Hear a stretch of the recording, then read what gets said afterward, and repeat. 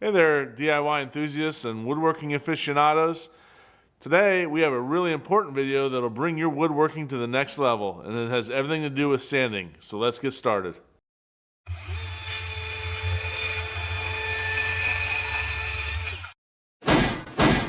Before we dive into the nitty-gritty of sanding, we need to discuss why it's so important in achieving a flawless finish. As DIYers and craftsmen, we want our projects to shine. And sanding is a pivotal role in getting that flawless finish. It helps remove imperfections, it smooths rough surfaces, and it prepares the wood for stain, finish, or paint, or whatever it is you're going to use to get that final look that you're trying to achieve.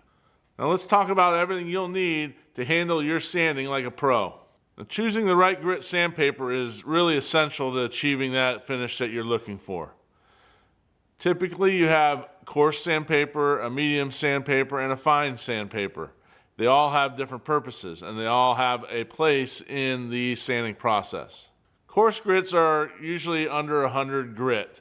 Now, a grit is actually a measurement of particles per square inch on the sandpaper. So if you hear someone say grit, that's what they're talking about.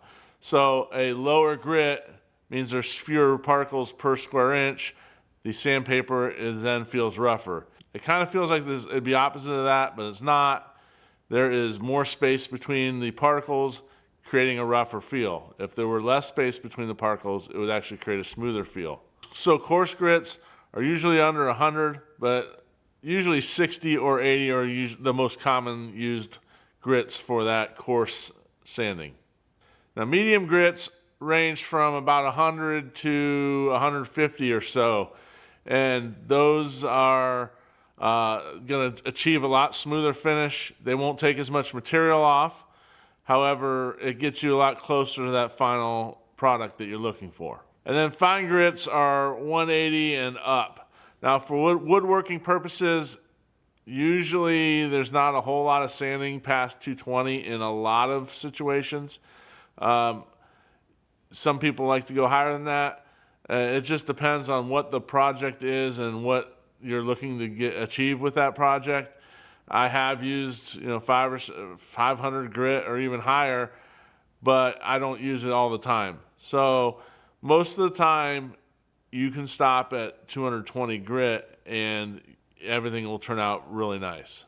Now, the process of sanding actually involves a term called going through the grits, and you go up through the grit numbers. So you want to always start at a low grit number. So you want to start with that rough 60 or 80 grit sandpaper. What that is going to do is it's going to start removing blemishes from the wood. It's going to start to smooth it out. It will take out maybe some minor chips or nicks that occur in the wood. It may fix burn marks. If your saw put some burn marks on the wood, it's a good way to get rid of those. But it's for getting the major blemishes off, and you will not achieve a very smooth finish using this. However, it is a necessary step. Now, something to keep in mind is all sandpaper scratches the surface. The amount of visibility of those scratches usually gets reduced the higher the grit number you go. So you are putting minor scratches in your board using any of them. However, they don't necessarily look like scratches unless you do use like an improper technique. We'll cover that here in a minute. So once you finish with that rough grit, you're going to want to go to a medium grit. So most common one seems to be like 120 grit. So you would use that. That'll take off any imperfections or scratches, minor scratches that was left by the 80 grit sandpaper. So you'll want to sand it really well, and once you're done using the 120 grit, it's going to start to feel pretty smooth. Now, you don't want to stop there. To achieve a really nice finish, you want to keep going. So next step is 180 grit is common. I like to do that and add a 220 grit on the end of that. So sometimes I'll use two fine grit sandpapers in the process. It's kind of personal preference at this point. it will be your last stage before applying finish in most cases. Like I said before, you may have some preferences or something you're trying to achieve where you want to go further, and there's nothing wrong with that. Some finishes might not absorb quite as well the smoother you get, because it almost seals up the pores and doesn't allow the finish to penetrate as well. However, one thing you could always do is read the can or the packaging of the finish you're using and see what's recommended there. That's usually a good guide in case you're not sure where to stop. Typically, anything higher than the fine grits that we mentioned, the 180, 220, in a lot of situations would be used in the middle of the finishing process, which we're going to do another video about finishing. But it is a way to take out maybe some dust that has settled on the finish while it's drying. Sometimes the grain can get raised in the wood when you use a water-based stain, and it's a way to kind of smooth things out after that process happens. We will be doing a future video probably next week on finishing. So for now, just hit that subscribe button, hit that little bell button down below the video here, and that'll give you a reminder when my videos come out. And so then you'll know when this finishing video actually releases. But like I said, it should be sometime next week. So let's get back to sanding, and we'll worry about finishing later. Now, there are a few different situations where you may use a bit of a different process in actually sanding the board. We're going to actually start with hand sanding. So just taking a piece of sandpaper and sanding the board by hand. So I have an old piece of pine here, and I have a piece of 150 grit sandpaper. The way I know what grit it is it says a number on the back. So if you're ever not sure, that's the one place you can look. You don't have to guess, oh, this feels a little smoother than this one. It actually says it. Now, first thing, when you're sanding by hand, very important to know which direction the grain is running on the board. This board, the lines are running lengthwise with the wood. So that is the direction the grain is running. Usually it's the longer length, but it's not always. So you can't just assume. I could have a board that was square, and it could be either way then. You can't just guess. Look at the way the lines go. That's the way the grain is running. So when you're sanding, you always want to sand in the direction of the grain. So if I were to sand this board, and I was just using this sandpaper, I would sand like this.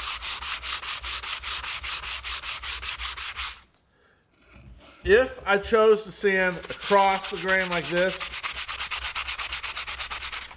it's going to put scratches in the board, and they're very hard to get out. You're going to sand a lot longer, and you'll probably have to go back. So if I started with 150 and went the wrong way, I'm probably going back and getting getting an 80 grit out and fixing the problem I just caused. It's very noticeable, and it's very avoidable. So again, sand in the direction of the grain. Now, if you are hand sanding, to make things easier, it's not always easy to do this. But if you have a scrap piece of wood, this was just a cutoff from, it looks like maybe a door frame I made. But scrap piece of wood, and you can just wrap that sandpaper around it like so. Now it's a lot easier to hold on to. You just make your own little sanding block. Much easier to sand this board. Okay? You can buy blocks that are made to fit pieces of sandpaper in them. They usually have some sort of clamp on the ends to hold the paper in place, and you can do the same. But I usually don't like those as much. They're made nicely. They're ergonomic. They fit your hand well. However, what ends up happening is wherever they clamp into the block, that part of the paper starts to wear really quickly and tears, and then you're just getting a new sheet out. I find this works really well. If I wear out one spot of the sandpaper, I can move it to another spot and I get some fresh. So that's typically what I use. I don't hand sand very often, However, when I do, that's the approach I take. Now, there are a variety of sanders. This is called a random orbital sander. And it takes a round disc. Usually they're hook and loop, Velcro. They have dust port holes for a dust hose to come out the back. They're really nice. They do the job much quicker. You can get every variety of sandpaper, like grit-wise, that you would want. However, you do have to be very careful because you can get little swirl marks in your wood because this vibrates and rotates in a small orbital circular type pattern, and it can put minor swirl marks on the wood. Often if the sandpaper starts to get worn, it could scratch it.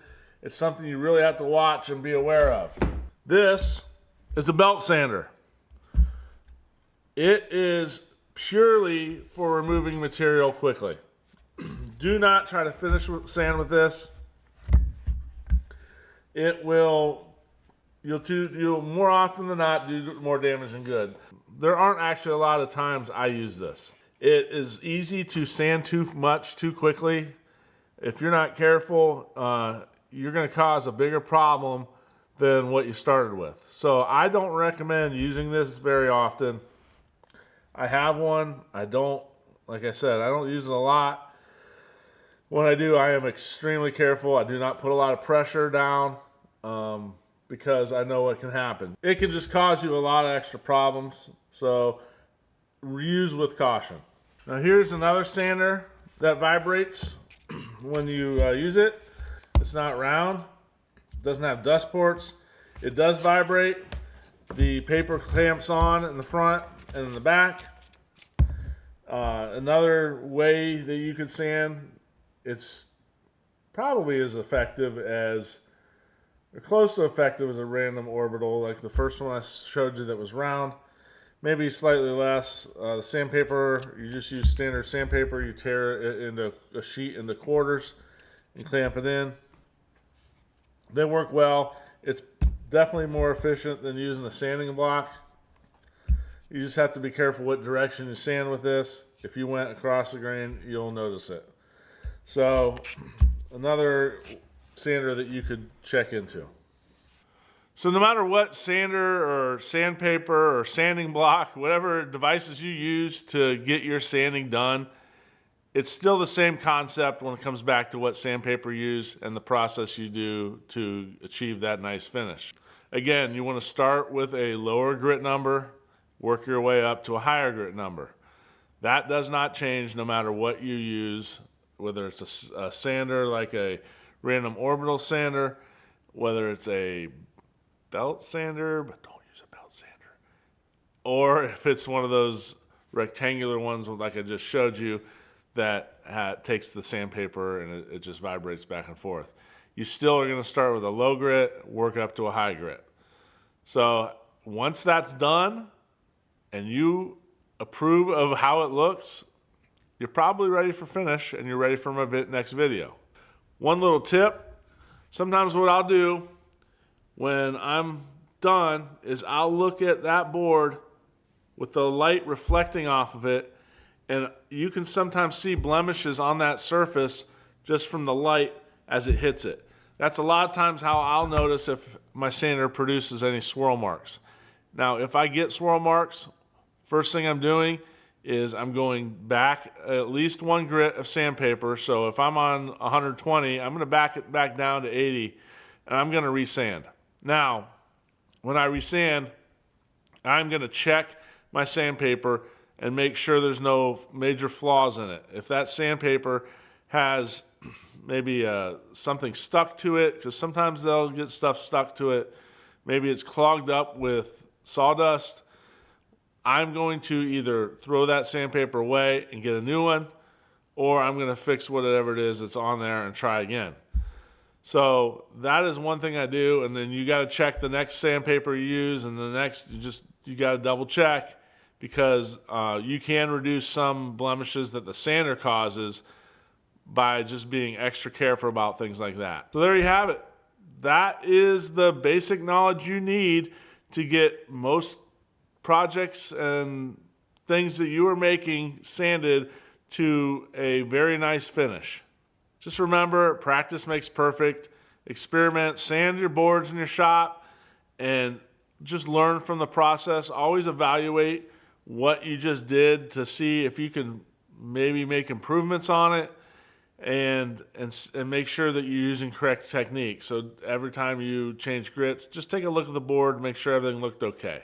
If you enjoyed this video and you got something out of it, please hit that like button.